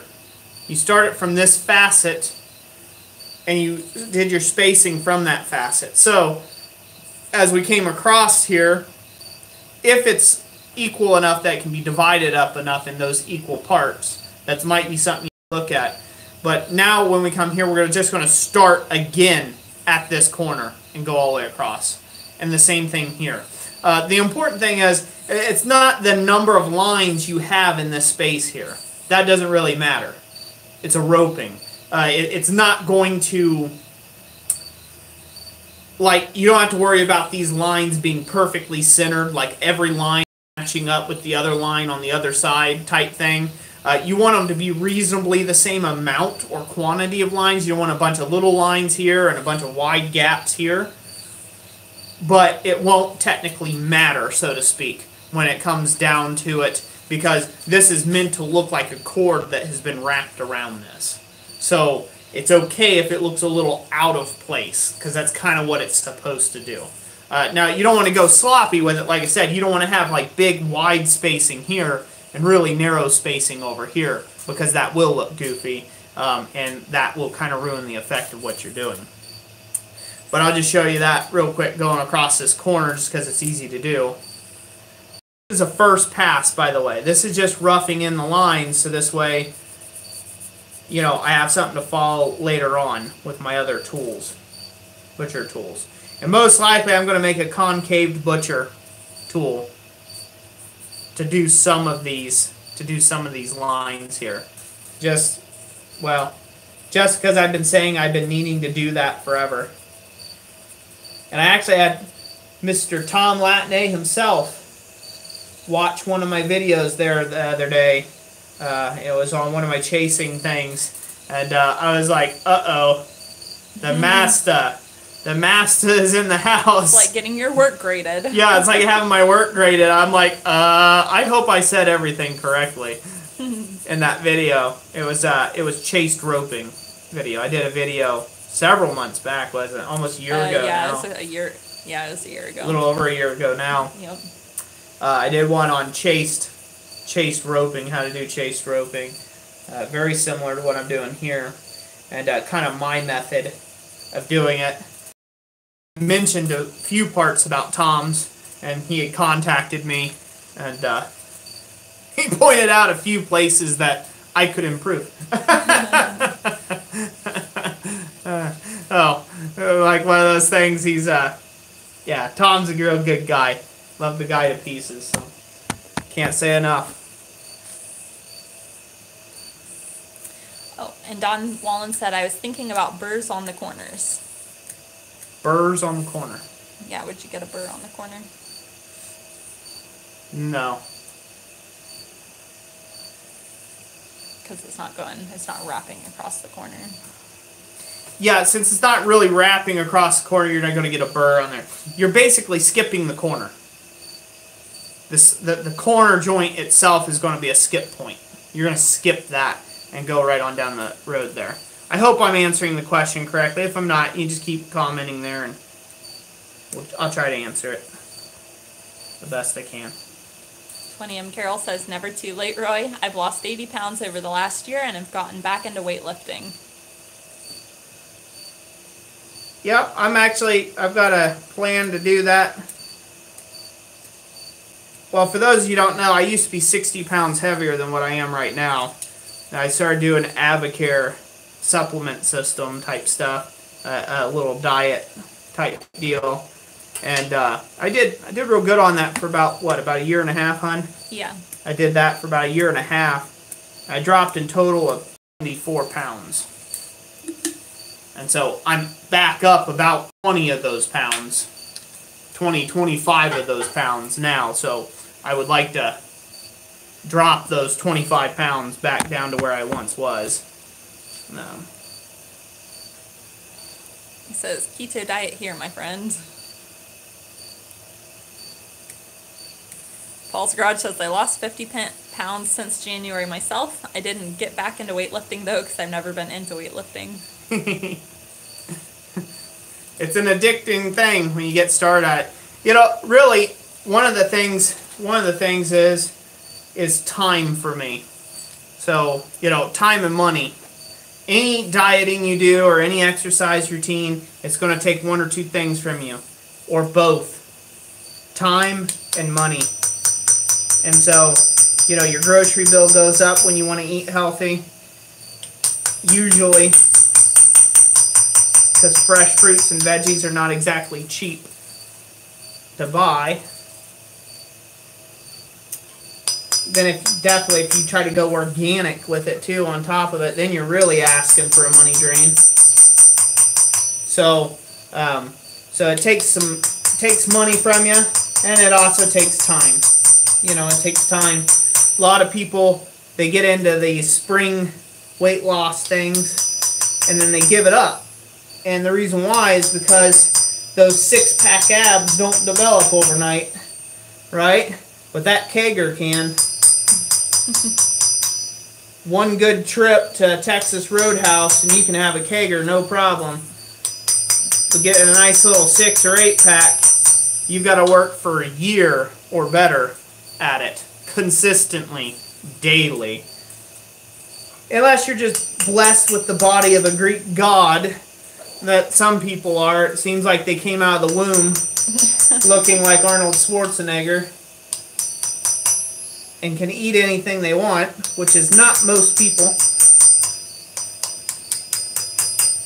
It's going to cost you a lot of time.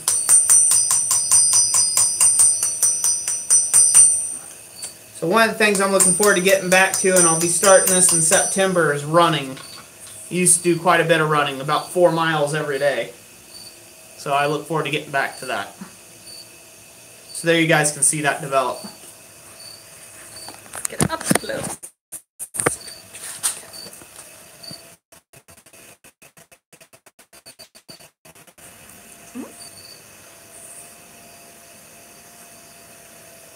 Changing the looks of things, isn't it? Yeah, it does.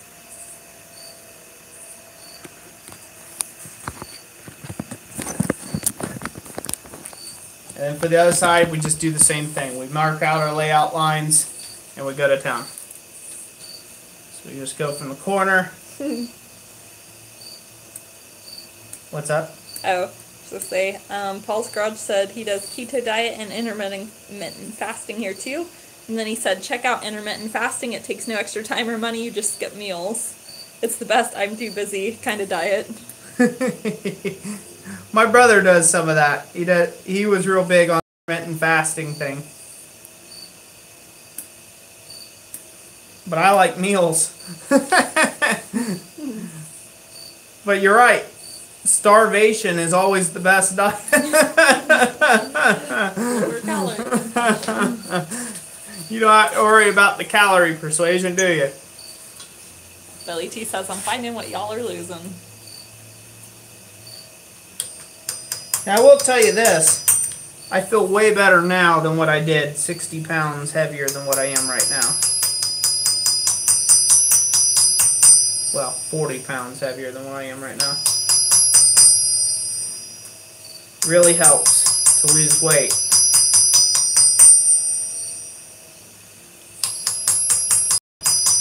Paul's Garage says, you lose crazy weight if you eat no food, LOL.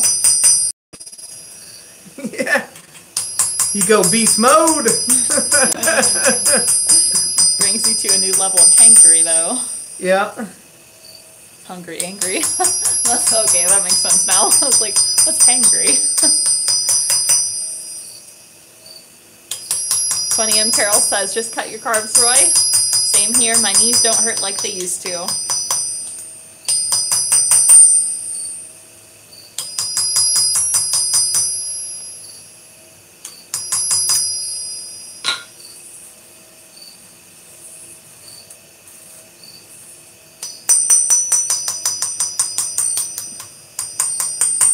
It's like one of those things that everybody could fall asleep to.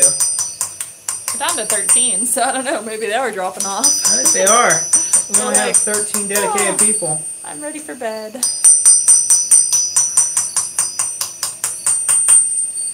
Well, thank you to all of our dedicated people out here. Oh no, that's 11. Oh, now we're down to 11. Well, we know where your loyalty lies. There we go. So you can see that's how that's going to shape up. Very nice. Alright, well, I'm going to call it for the night, I think. Okay. You know, that way I don't keep up too many other people.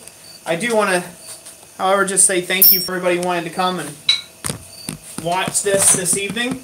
Sorry if it's boring, but it's life. It's what I'm doing. Oh, there you go. This is where it comes in.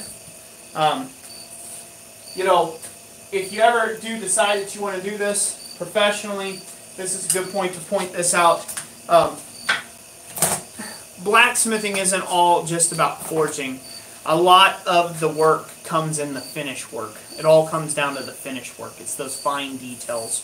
So if you want to propel yourself from being a an okay blacksmith to a master blacksmith someday, you have to invest into the finesse work, the kind of the finish work, the detail stuff. Because ultimately, if you look at everybody who is considered a master smith, they get really into the detail work, the minutiae kind of work, the details of the work.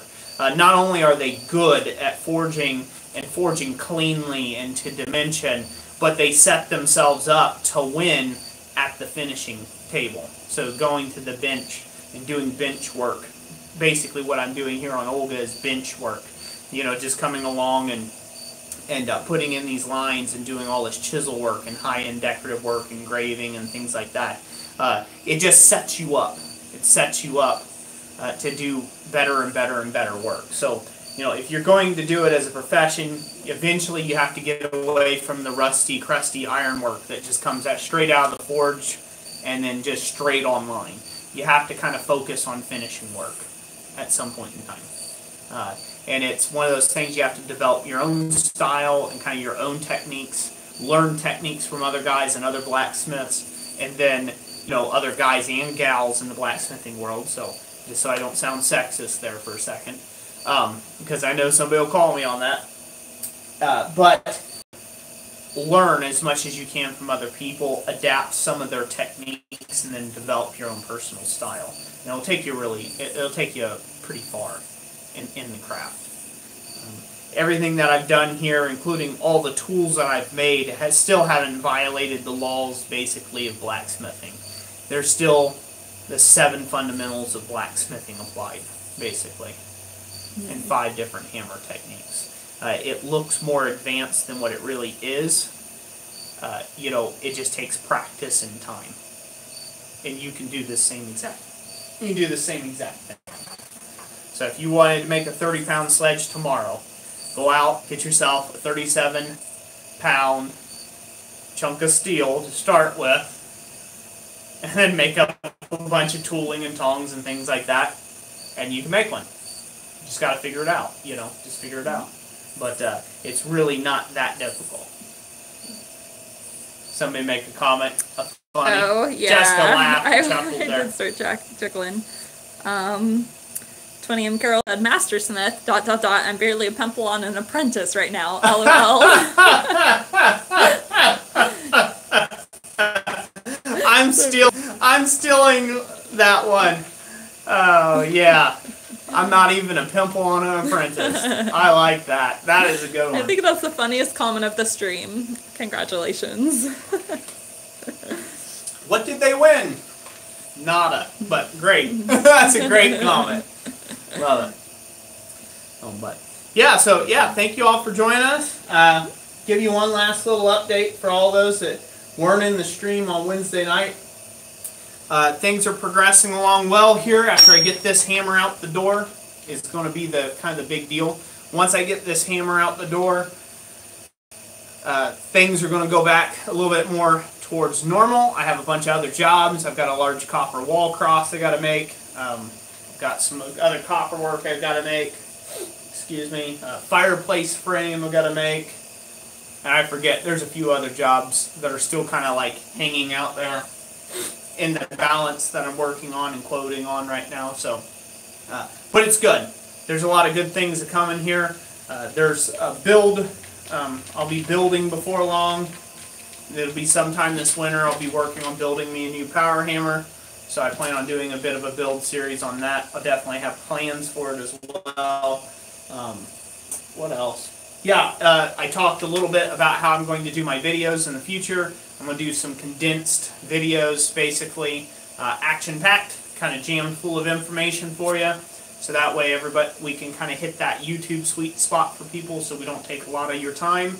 But it also helps us in the algorithms and people watching all the way through the video and not jumping off within the first 2 minutes of it. So, which I had somebody, I had somebody criticize me of being, what was it? What did he say?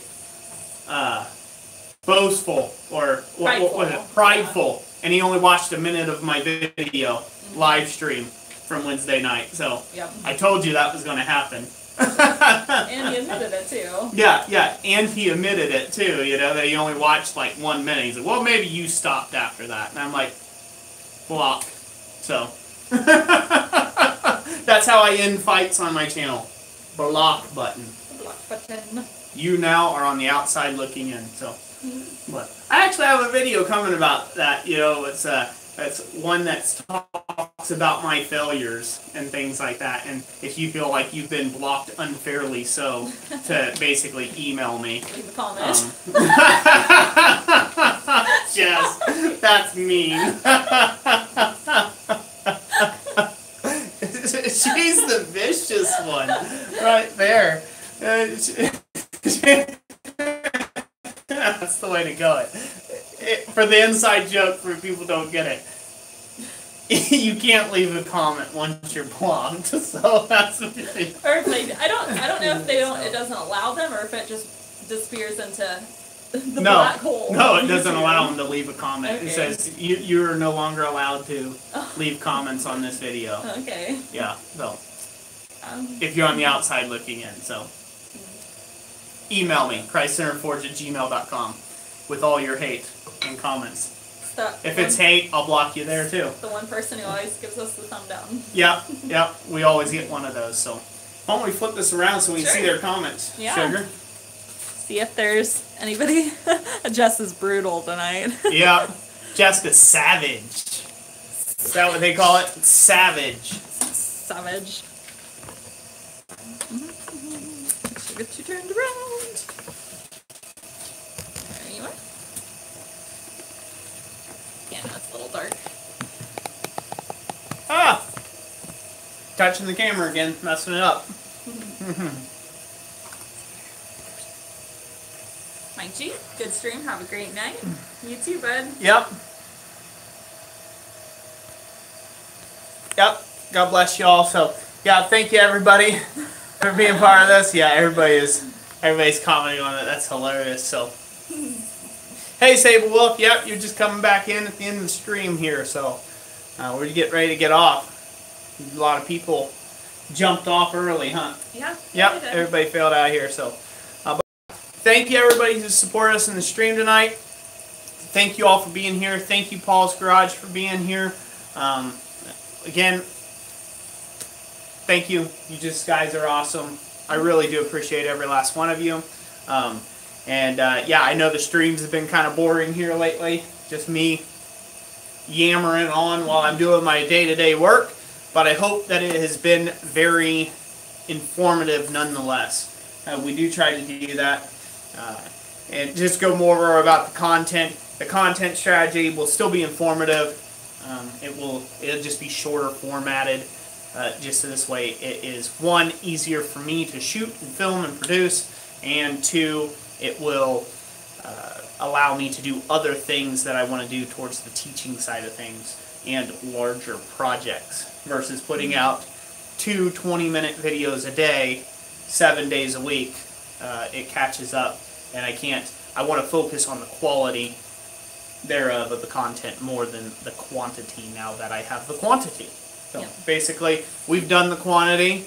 It's out there. A lot of good information. A lot of good quality information out there. Now I just want to up the game yet again. So just up the game, do even better, more in-depth type stuff. Detailed looks at certain processes, not explaining the whole job, basically. So we'll see how that all goes. Big plans, huh? Yeah. Big plans for the future. So here. Yeah, good night, B&B Forge. Good nights. Silly Up, Paul Ellis. Yeah, Day Spring Miller. It's just a little late. Oh. Sable Wolf, good night to you as well. James Shelton, is that what it is? Yeah, Shelton. I am glad that I am your go-to guy for questions and answers and things of that nature. So we greatly appreciate everybody here, and can't say that enough. So I'm going to get off here. We're going to hit the hay, and I'll start this process again tomorrow. If you're not following me on Instagram and you want to follow this whole process along, I've got a lot of kind of like how you want to say it, just posts, like picture Yeah. posts of Like as I daily kind of went updates. along, daily updates. I've been trying to do that with this hammer. So follow me over on Instagram At Christ Centered at Ironworks. Christ Center Ironworks. I plan on starting to do some community posts as well, throwing some of these pictures up there so you guys can see some of those progress photos along the way. I'm going to try to do both those things. So we'll see how that goes as we go along. Yeah.